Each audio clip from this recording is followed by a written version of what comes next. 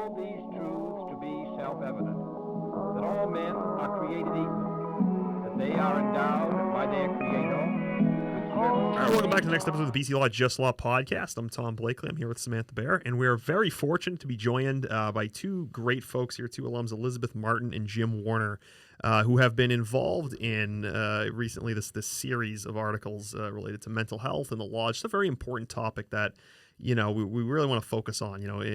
Historically in the legal profession, it's been an area that has been underserved and not discussed and really not addressed very well. And in today's day and age, it's really important to focus on these things and have these conversations. And these folks were willing to share their perspectives in writing some articles for BC Law Impact. And it's really good to be able to take away some of the stigma and have conversations about this stuff. And we're just so fortunate to be joined by Elizabeth and Jim today. Elizabeth and Jim, how are you both? Doing well. Thank you for having us. Very well, thank you. Awesome. We didn't want to sit here and just read through the articles again, so I just wanted to go to you guys. I guess Elizabeth, we get you pulled up here. We can go to you first. If you just want to talk a little bit about your background and your story and just your career and how things really went from what you wrote about in your article to what you're doing today, and anything you'd want people to know. Sure, happy to. My name is Elizabeth Martin, and I am currently head of strategy and innovation for OptumServe. Optum is a $5 billion, OptumServe is a $5 billion company where we innovate and pilot new ways of delivering care to people across the country and across actually the globe. So I wrote the article based on an actual experience that happened in my third year of law school, which was stunning in and of itself. One thinks that when you get to your third year, it's relatively smooth sailing other than studying and taking the bar.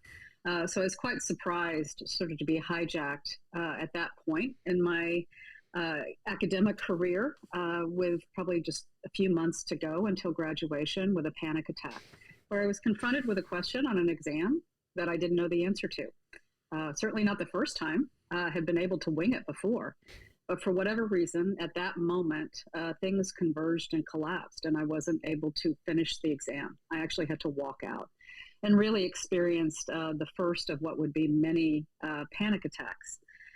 This had been an ongoing sort of issue in terms of anxiety, increased anxiety. This is not unique or familiar to any law student or any graduate student, but it was culminating, I think, with the prospect of graduating, finding work, passing the bar, leaving an academic environment. I had gone straight through from college, undergraduate to law school.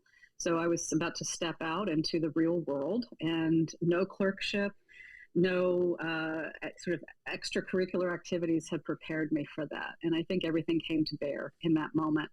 I would say in terms of, I was able to eventually overcome those concerns and those insecurities. And as I said in my article, it's because I had to face aspects of myself that I was not able to face at that time. And so I have become a big advocate of practicing law without practicing law. I use my law degree every single day, but the normal course of go and work for a law firm, big law, et cetera, was not for me. And as soon as I was able to make that recognition, the panic left. And then I was able to find a different path. So. I just wanted to, and we'll go to Jim in just a second. There's, and again, I wanted to be careful not to just read the articles while we're here, but there is a paragraph in here that I, noted. It just seems like a really critical inflection point in terms of perspective and, some of the things you're talking about and in situations that folks can find themselves in, because of course, these are not things that, while they're very normal and very common to struggle and to find yourself in these situations, people don't post them on social media. We don't talk about these things. We just sort of can suffer silently, unfortunately. And you write here, as it turns out, when Panic strode into the room that day, he brought a mirror in tow. At first glance, the image I saw seemed compromised and diminished: a failed law student, an uncompleted exam, a shattered sense of self, a future replete with anxiety and littered with failed opportunities. In time and through help, I came to see that image differently and compassionately, and Elizabeth more authentic and true than the one who had arrived to sit for her exam that day. In the end, it turns out that panic was not the problem, but rather my own inability to recognize it in her for the gifts that they were. I'm just curious if you could just, for a moment, just kind of touch on that spot right there, because that just seems like such a critical moment of reflection, and obviously just discomfort and what was going through your head. I mean, I can imagine at not just this law school and others, there are other students who find themselves in a very similar situation, which is a particularly hard place, especially when you're in the midst of an exam and all the pressure that goes along with it. Could you just take us inside that moment there? Sure. I think one of the challenges around mental health and stigma and not talking about it is we isolate and we think this is only happening to us, right? And our time frame shrinks. I think there was a famous economist that wrote, in the long run, we're all dead, which is probably the worst thing that anybody could say, particularly to a third year, second year, or first year law student. There is a long run. And I think what was going on in that moment is when you are in panic, when you can't actually see your way out, everything in your ego tells you to isolate. Like, this is only happening to you. This is a failure to you. One of the things that I speak about often, I post it on Facebook. When I go to any new job, I announce my 27-year sobriety. I talk about it. And I talk about it, and what I tried to accomplish in that article is this has been happening since the beginning of humanity. It is not unique to Elizabeth Martin as a third-year law student. It is not unique to anybody. We all suffer fear. We all suffer anxiety. Can we suffer less by actually talking about it? And the answer to that is absolutely yes. This won't be the first time that people feel anxious on an exam. There's the bar exam ahead of you. There are many milestones in work. But understanding that you're not alone in that prospect and that it's a very long road ahead. I think I also mentioned in the podcast, failing that exam did nothing to my career. Nothing to my career. And I really want to emphasize that. I felt like it was the end of the world. I went on to have a very successful career, still do. And only until I wrote this blog did I actually go back and remember that I had failed that exam. So the future is there for everybody, particularly if you can link arms, use the resources that are available to you, and actually talk about it. And then you'll realize that you're not alone. That's great. We really appreciate the perspective and you sharing on that.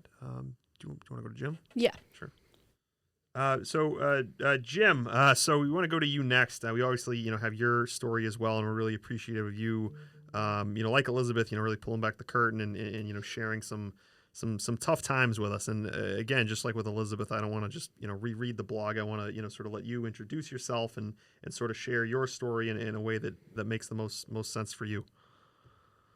Well, thank you. And I really appreciate this opportunity. I think a lot of what I'm going to say is echoed by what Elizabeth just said.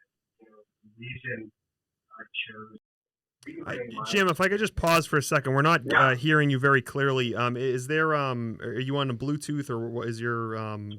Let me switch, and then I will answer your question again. Okay, thank you. Hello. Hi, Jim. Hey, sorry about that, guys. That's crystal That's clear. better. It's so much better. Is this better? Yep. It's very good. Great. Never buy new earbuds for a podcast. No safety tip. So, well, thanks for your question. A lot of what I'm going to say is echoed by what Elizabeth said. My career and my struggles with mental health issues, were largely an untold story. There's many of us, I believe, who, particularly in the legal profession, outwardly are performing at a very high level, at least to others, yet are suffering silently with various challenges, including mental health issues. And, I know from my own personal experience that when I encountered some of these challenges, my instinct, both personally and as a result of just my legal training, was just to burrow down, work harder, try to figure it out, find the solution, and frankly, not involve anybody else because, you don't want to admit imperfection. And, there's such a high premium in the law on, if you will, getting things right, having the right answer, being the advisor, being, a knowledgeable person. It's very difficult to reconcile the fact that inside You may feel very insecure or very unsure of yourself, or in some cases even feeling like an imposter because you see the gap between, what you're meant to be doing and what you think you're doing. So I thought it was very important to share that because I know in talking to others, there's a great amount of shame in this and telling that story because there's a certain amount of stigma. There's, if you will, our own sense of professional identity, and admitting a weakness and an imperfection can be difficult. And, we all struggle with that. So that's become very important to me because I know in my own recovery, the ability to reach out to others who had gone on this journey ahead of me was critical. And I mentioned that in the story, Dan Lukasik and others, who literally just said something so simple as, I've been there. Just released all of this unnecessary anxiety and tension and self-doubt and self-criticism. That I could see these wonderful people who had walked this journey and were still wonderful people, because at the end of this, what a lot of folks don't realize is, you can be very harsh on yourself, a lot of negative self-criticism, and it's hard to imagine yourself as a decent person as you're going through these dark times. And it really challenges who you are. And to see, like I mentioned, just good and strong people who have been vulnerable and open to these imperfections is actually a source of strength to me and to others. So, that's something I think is very important to continue in this conversation. And I'm hoping we can get more people involved so that there's more connection points. There's more of an ability for people to see something in someone else that they identify with. Very good. Thanks, Jim. Yeah, so thank you both. Those were great. I have a question for both of you. I think in general, speaking generally, our generation and the generation of faculty here at BC Law especially really prioritize mental health. We have a lot of programs here. Even this Impact blog series has really put a spotlight on mental health. We have a meditation room faculty that facilitate meditation sessions, individual counseling services, mindfulness courses, all of these things. So at the law school level, I think we've made great progress from maybe when you both went to law school.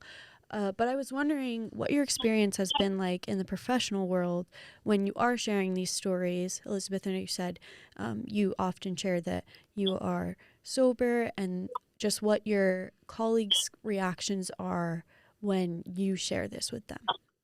It's a great question, and I want to applaud the school and your generation for bringing this to the forefront. I work in healthcare.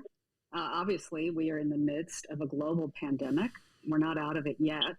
And there's a shadow pandemic that's happened as well, where there's isolation, there is depression, there is anxiety, there are all these factors. So the fact that you have so many resources available to you are critical. I will say in sharing the story, it's very intentional. And this comes from an actual experience. When I decided to, I wouldn't say decided, when I got sober, when that choice was sort of thrust upon me, I had very clear ideas that I was not going to go to an AA meeting. That was just not for me. So I called Lawyers Helping Lawyers. And immediately a judge who I had argued in front of showed up in my office, took me to an AA meeting that was filled with colleagues and judges that I worked with every single day. The point of that story is you don't have to look very far to find that you are not alone in this crisis. When I share that I've been sober, when I post on Facebook, typically I'm met with shock because it's not something that we do talk about, particularly in my generation. That said, I give it about an hour, and then the emails and the texts and the phone calls and the people stop dropping by my office and say, oh, My husband is struggling with this. I have a child who's going through this. Do you think we could talk about it and have coffee sometime? So there's an impact if you can sort of get over your initial feeling like this is the only thing that's happening to you and that it's embarrassing and something to be ashamed of, because it's not. Part of our work, I think, with all these supports is to honestly contextualize our lives, right? We are all complex creatures. And as soon as you break through that barrier, which is I think a barrier of our ego and how will people think of us, immediately people come to you. And because of that, I think I've been revered in my career as a leader, an empathetic, compassionate leader. So that's why I do it. I wouldn't say that everybody's like, oh my gosh, let's talk about it in this moment. That's not how it happens. It still happens behind closed doors, but they sure are grateful that it's talked about at all and that they can find some relief. That's great. I wanted to follow up on that. Really, a question to both of you, because there's some common threads in what both of you had to say. Elizabeth, I know you touched on this moment where you realized the firms and that path just wasn't for you, and when you removed that sort of that pressure, you just felt so much better. And Jim, I know in your article you write, you say play the long game and kick your demons to the curb. You also write about on one of your worst days on a piece of masking tape, writing "This is a gift," and sort of reframing the way that you're looking at things. And of course, Elizabeth, you just told us about seeing colleagues and judges at an AA meeting, and you wouldn't otherwise know that these people are struggling too. And it seems like it kind of hints at this, not hints, but sort of points quite glaringly at this issue in the legal profession, where of course, we're all familiar with notions of prestige and vanity and appearing to be someone who is doesn't have these types of what are very normal problems in appearances, and the distance between all of that and what you actually want and how you actually feel, and trying to hide some of these things and trying not to show others and trying to act like you're on top of your game. And it sounds like that creates a lot of pressure and a lot of dissonance for people. And you both kind of touch on that notion, so I'm just kind of curious. Jim, I guess we can go to you first. Just your experience coming into the law and sort of encountering that sort of deeply embedded dilemma. Well, I think the question that you asked about the difference between maybe the resources that are available in today's law schools, which again, I say the same as Elizabeth, I applaud the school and the community for doing this, and the practice concerns me, because I still see most of the issues in the transition from school to practice, because you go into practice, whether it's big law or solo practice or most legal practices, the emphasis really changes, in my opinion, to I hate to say it, but if you're among other lawyers, it's a competition to be the smartest person in the room. Your stock and trade is your hard work, your intellect. You're very much in your head. There's a tremendous amount of pressure to work long hours.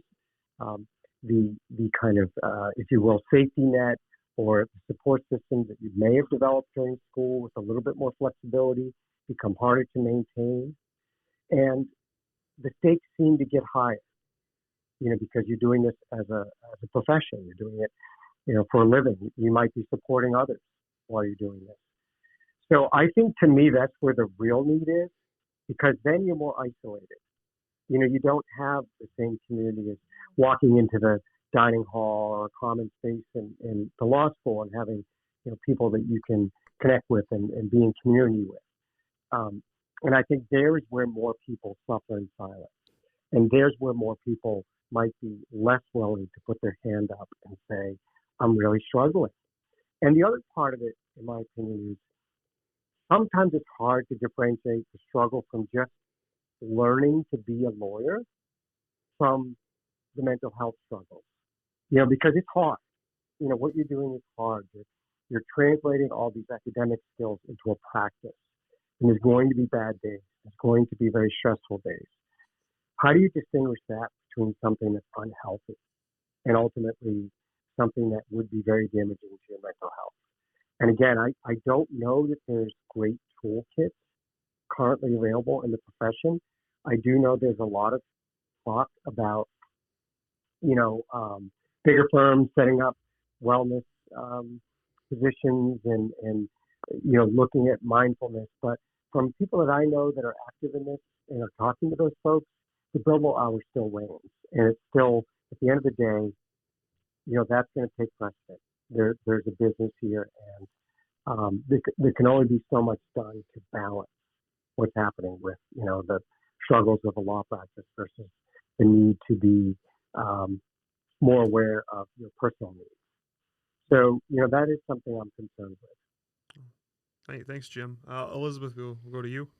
Yeah, I think to just be additive to what Jim shared, I think all professions, right, particularly when you're being hired at the top of your license, the top of your game, no client wants to hear, "Oh, I struggle," right? That's not in your first sort of interview for the client. And there's a place for that. I think it's why there are closed rooms and there are people that you can turn to in confidence and privacy. It's very important.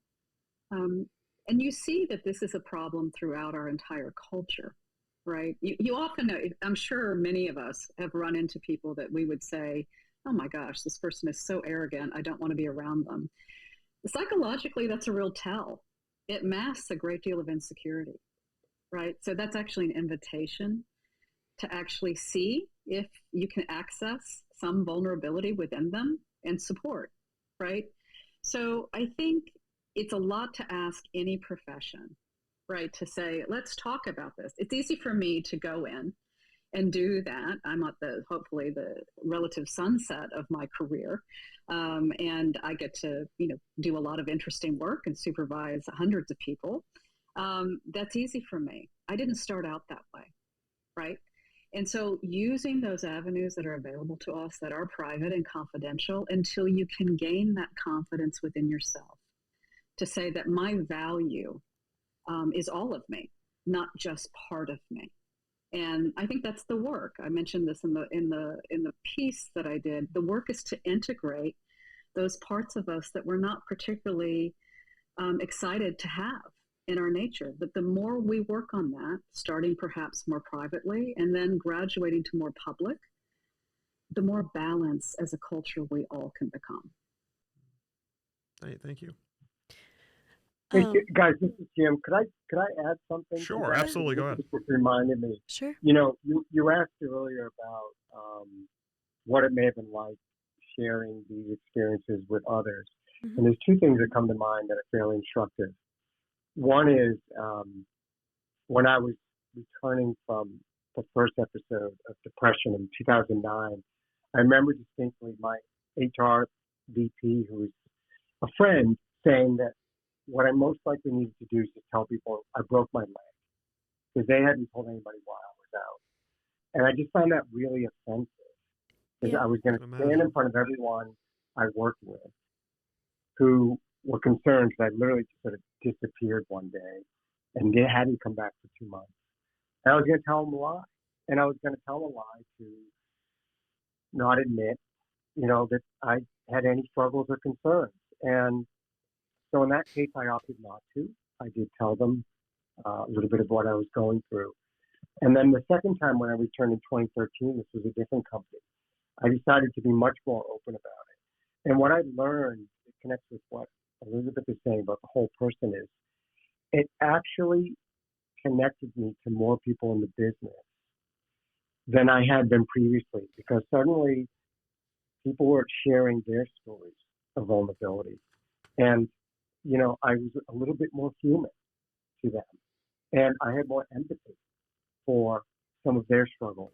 And it actually, in my opinion, allowed us to have a much deeper relationship professionally than if I'm just, the hard-charging lawyer guy. And I was shocked by that. I really was. I didn't expect that to happen. I just kind of wanted to get on with my business. And I think it makes you a more empathetic leader. It makes you more authentic to the people you work with. And ultimately, I think it makes you more successful. Awesome. That was great to hear. 100%. Our supervisor, Nate, often calls law school a pressure cooker, and I don't think that feeling goes away. I don't think he's alone in calling it that either. Yeah, I don't think that feeling goes away very much once you start practicing or just going on to your career, whatever it is that you're doing. I was wondering if you guys had any advice for people who are struggling to take that first step to reach out for help, because I think it can feel like, oh, everyone is feeling this pressure cooker feeling, so why should I go out for help sometimes? I can take a stab at that. Yeah. I think life is a pressure cooker. Yeah. Particularly the life that we live Yeah. in our culture today. We are moving so fast and with such high expectations and not a lot of dialogue, right, that gets into the middle of things. We're very polarized. So how do you deal with that? I think, and I shared this also in what I wrote, the bravest act that I could do was ask for help. And I would put it as sort of a challenge to your audience. If you go to somebody, a faculty member at BC or an alumni at BC, and perhaps even a fellow student, maybe not of your class, if that's not something that you feel comfortable with, and you say, I need some help and I need to talk. Would you be willing to talk with me? Never in the history of ever will that person say, no, absolutely not. I don't have time for that. It just doesn't happen. So if you can overcome your own fear, and that's what I tried to share, this is something that all human beings encounter, whether it's a form of anxiety or fear or depression or any of those things in high pressure cooker situations. This is life today. If you can overcome that this is the only thing happening to me and no one else will understand, and take that small risk, I promise there will be a wealth of support coming your way. Jim, do you have anything to say?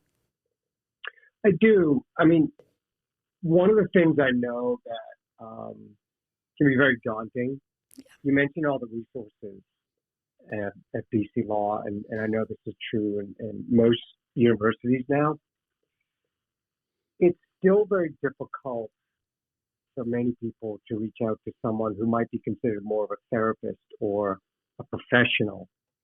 And I think it's much easier to reach out, and in fact, in my opinion, early on, much more effective to reach out to someone who's a peer, as Elizabeth just mentioned, whether it's a colleague, a friend,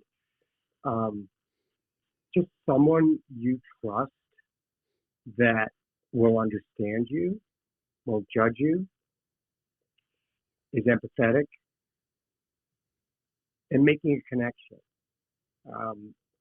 One of the biggest pieces of feedback we got when we did the panel in the spring with the alumni was even the panelists saying, I felt better doing that because I felt like I wasn't alone.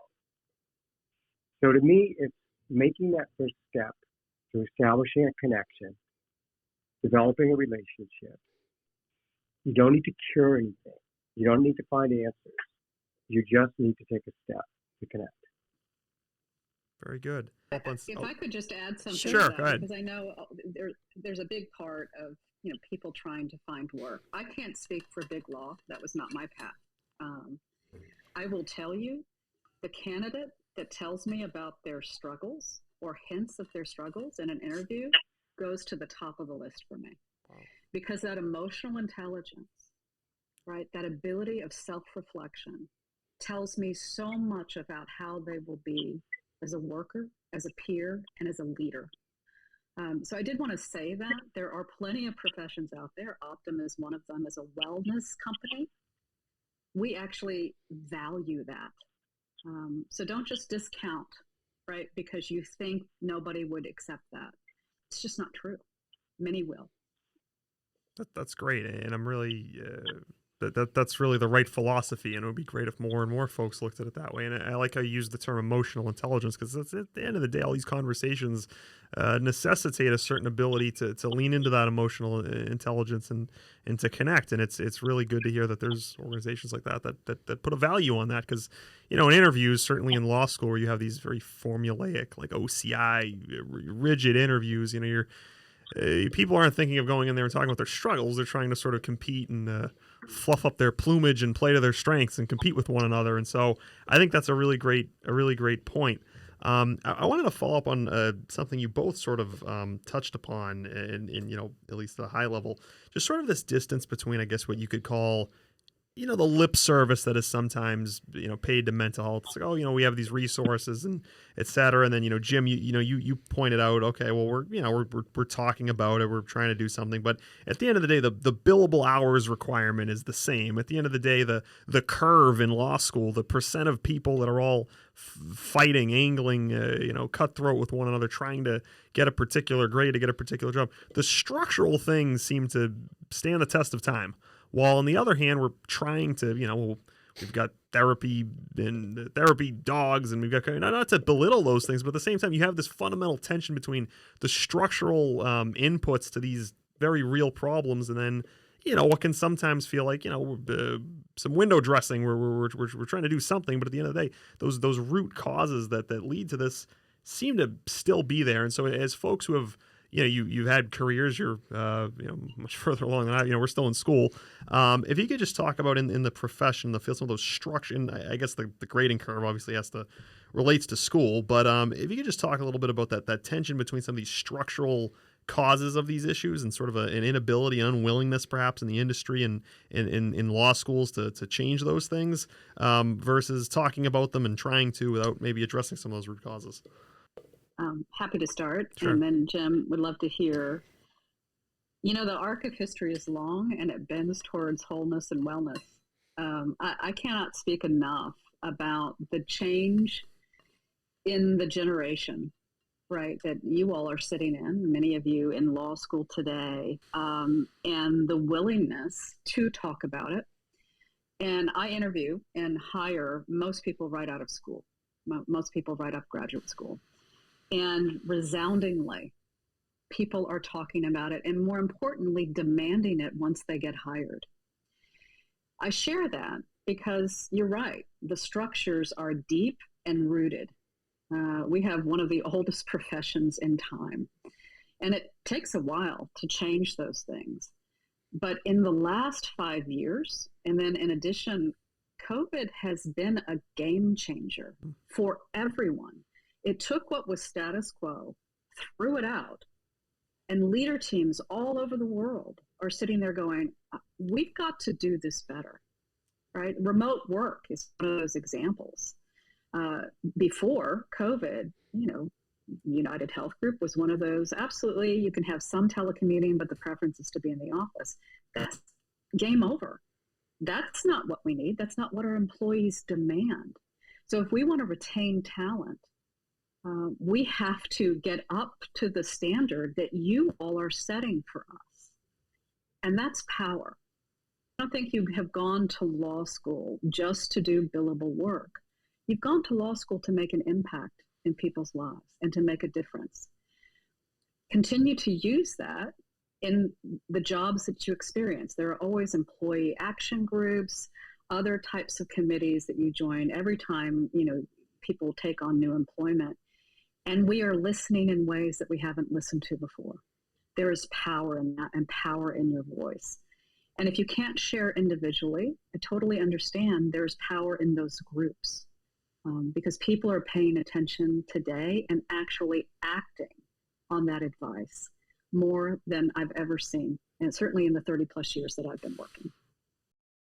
Great, thank you. Jim? Yeah, now I get to put a big bucket of cold water in that, unfortunately, from my point of view.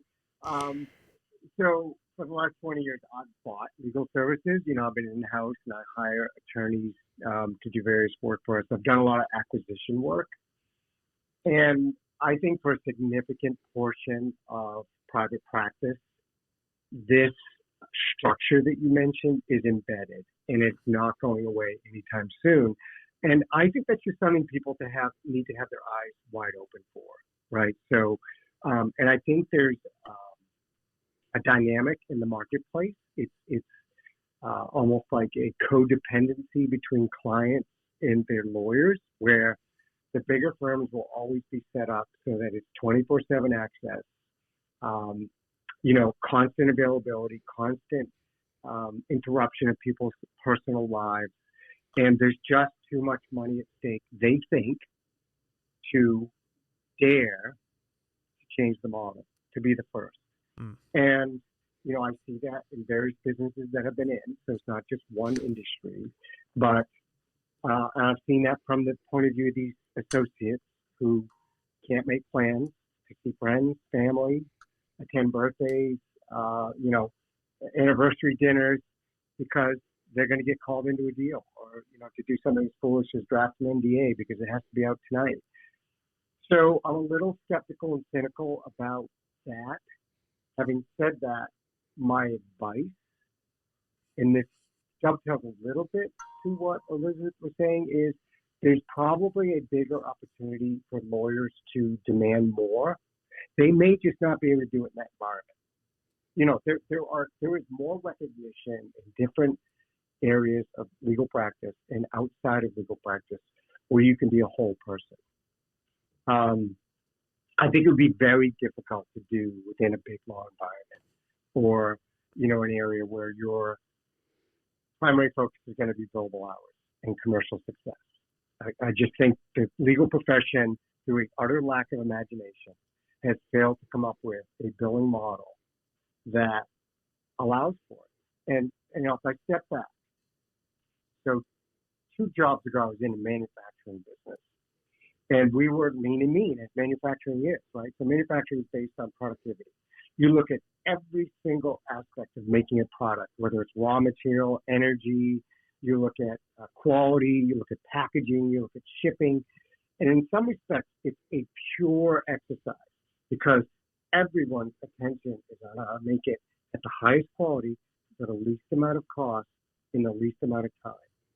Okay? So you get in that mindset. And I remember this is back in the BlackBerry days. I was literally on the last seat of the plane, the one that kind of butts up against the toilet. And I got a bill from Aiken Gump, who was doing a corporate transaction with us. I was coming back from one of our plants in Minnesota. And it just, it was shocking. It was, the typical New York City bill, like $900 an hour. Was the BlackBerry screen big enough to see all the digits in that bill? Yeah. It was just barely, right? Goodness. So I started my email with, I am sitting in the last seat of the airplane next to the toilet. Until you sit in the seat next to me and understand our perspective, you cannot be an effective law firm for this company. Okay? We have yet to align private practice with our clients. I didn't need all that. In fact, I would have been more impressed with my law firm if when I went to visit them, well, by the way, I did visit them in New York City, and it was stunning. You can imagine, right? Like overlooking, Central Park, huge conference room. That's why that bill was so big. You're paying the rent, Jim. Yeah. Exactly, right. And I said to them, you should come to our office because it is from the office. We have the great cubicles. We haven't spent money on furniture in 20 years. I said, when you look like us, we're going to have a great relationship. But right now we don't. So it's a long way of answering that question. I think the structure is still there. I think, these firms have gone through 2 global recessions, and for some reason we keep feeding them. We keep coming back and saying, we need you. They promise to do better. They're like the abusive spouse. I won't do it next time. So my caution to everyone, it's a long story, is I don't think you're going to get that change in the next 5 years. I think if you care about yourself and your whole self, you'll go and train somewhere, even if it's at a big firm, and then you will make a promise to yourself to be authentic to what you can do, whether it's in or out of the law, and you'll demand better. And that's not easy. But I think structural change is a long time coming, and I'm not optimistic. Thanks, Jim. Sorry. No, that was great advice. No, don't be sorry. Both of you guys. Yeah. Well, and I think, therein lies the skill of law school, right? Yeah. We have 2 different perspectives, and where there's multiple perspectives, there's choice, Exactly. right? And I think Jim has alluded to that. And it's hard. It's hard to make those choices. But there are options out there that are making a change. Sure. Depends on what side of the fence you're on. Sure. I just have a few final follow-ups. I wanted to touch on something, Elizabeth, you said about work from home. That's been a sort of with COVID, just such a central part of this cultural debate about work and what work looks like. And you see some organizations where it's kind of this entrenched old school, we're gonna get everybody back in the office, just this very sort of relatively out of touch, it seems, philosophy on this. And there's other organizations that are very flexible, work from where you want, and we're sort of leaning into this very progressive moment in time in terms of flexibility and being very accommodating to workers, and sort of realizing a lot of places have all this vestigial office space that we don't really know what to do with. And how do you figure out what the future of all this looks like? You have very entrenched cultures. You also you guys talked about, I think it was Jim said that they're terrified, they're scared to change the model. This idea of this business model in this business that is as old as time as one of you said. And I'm just curious about how, of course, these things don't change overnight, but it does seem like we're at this inflection point right now where some places are making changes, maybe others are not. But I guess what is necessary in bringing about some of this change? I mean, you do have this old guard that, as we've sort of discussed, is resistant to changing the way things are done. But what's necessary to bring about that change? How would it happen? I'll take a stab, and then I know that Jim will come on over the top. Again, I can't speak for big law. That was not my path. Mm-hmm. I often use this phrase, "In God we trust, everybody else bring data." When you start to actually put costs to retention, attrition, the challenges of training up people, by not allowing them to work at home and you're losing staff on a regular basis, it is far too expensive not to bend. So I take it from a business case stance. And I think it's crucial, right? Because money talks, and that's actually what carries. I'm not a big fan of working at home exclusively. I think we've been talking about isolation and depression. It's important that you actually meet your colleagues. You understand who they are and what makes them tick, and you often can't do that in full telecommuting situations. I just lost my. Oh. What happened? One second. Technical difficulties. Sorry, Elizabeth, we can't hear you. One moment. Or Jim, if you want to jump in. Yeah, she said that you can go for it, Jim, if you want to jump in. Well, look, I completely concur with what Elizabeth's saying. I think that the work from home, the hybrid, the recognition of flexibility is a game changer in any aspect, never mind law. But I know from our world, again, I hire a lot of people, suddenly have this talent pool that's limitless. So I look at it from that point of view that we've freed up our limitations on who we can work with, how we work with them. And we can also tailor this so that, again, some of these personal needs for people are met. A very quick story. I was based out of Indianapolis for a number of years, and we were hiring an environmental engineer. He was based in Pittsburgh. And he was saying all the right things he needed to do. I'm going to move to Indianapolis. And I said, well, tell me about your family. So I have a daughter, and she's a junior in high school, and she's great at softball. We do all the tournaments, and it's really important to her.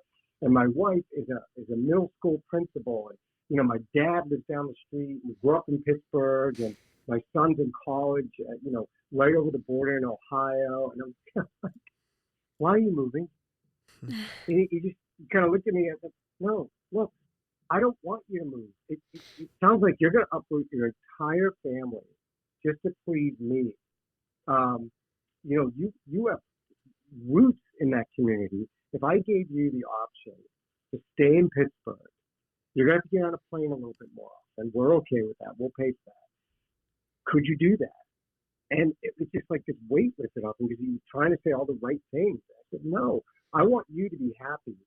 And then you're going to be this great guy to work with. Because, these are, I'm not going to rip your daughter out of her junior year in high school and put her to a school in Indianapolis that she's never been to. Take her away from her softball team, et cetera, et cetera. And if we don't do more of that, we're going to really suffer. And I do think COVID has shown us we can do it.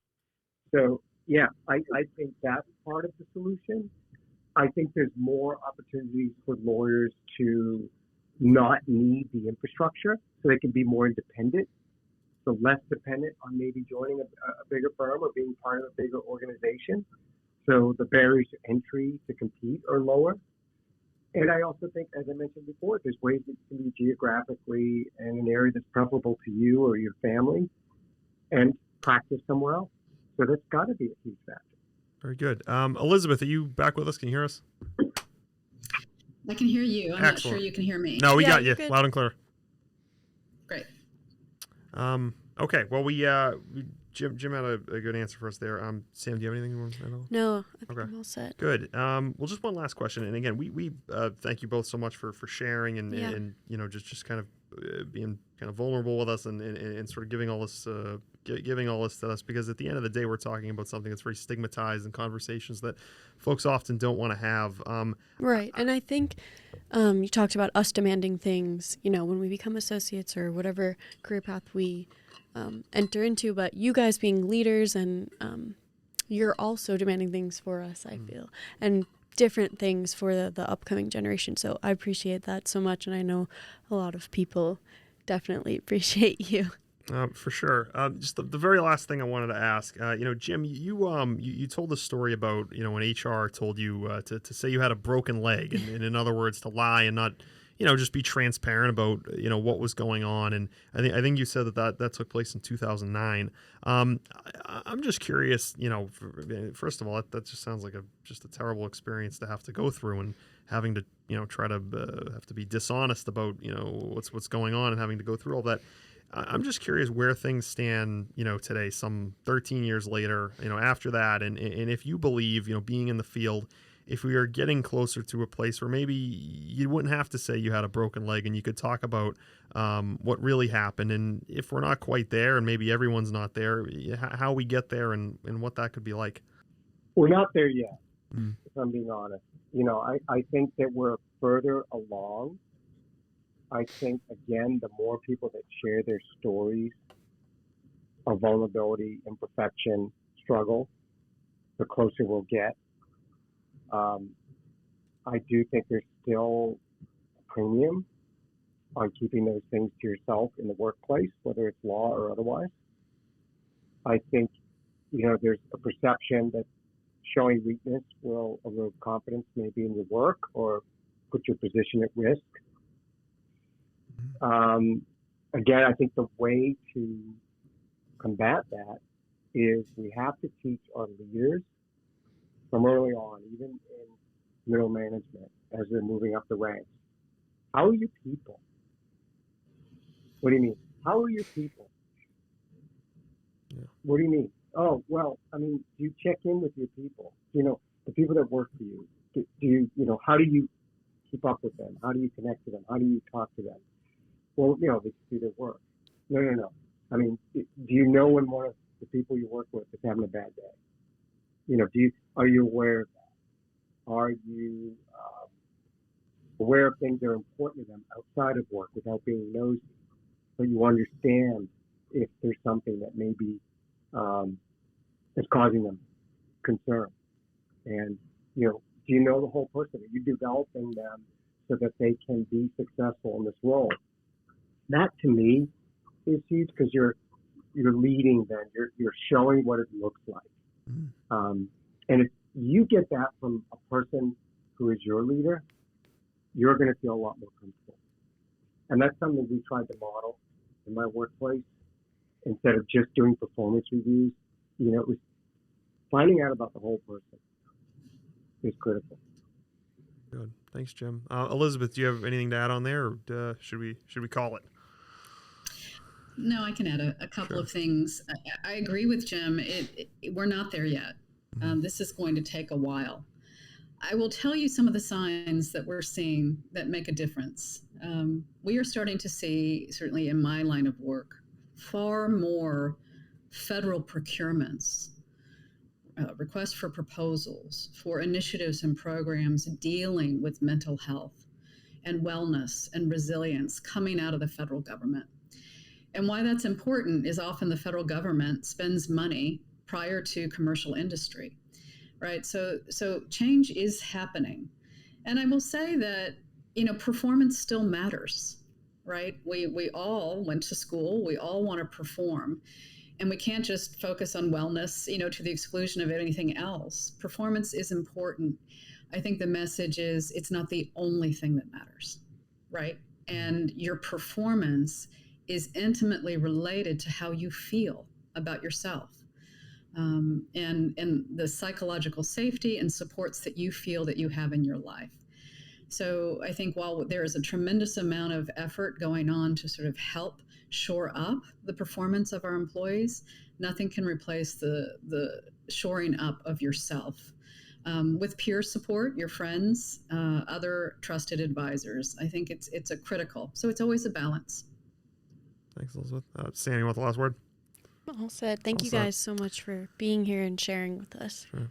Well, this has been the BC Law Just Law podcast. I'm Tom Blakely here with Samantha Beyar. We're very fortunate to be joined by Elizabeth Martin and Jim Warner. We really, and again, we always say thank you whenever guests join us, but particularly so to both of you for, being open and somewhat, vulnerable to talk about something that is difficult to talk about, that's stigmatized, that is in some form courageous to be able to come on and talk openly about these things in a profession where, as we discussed, people are often unable to do that. So thank you both a lot for writing these pieces, contributing to the conversation, and being with both of us today.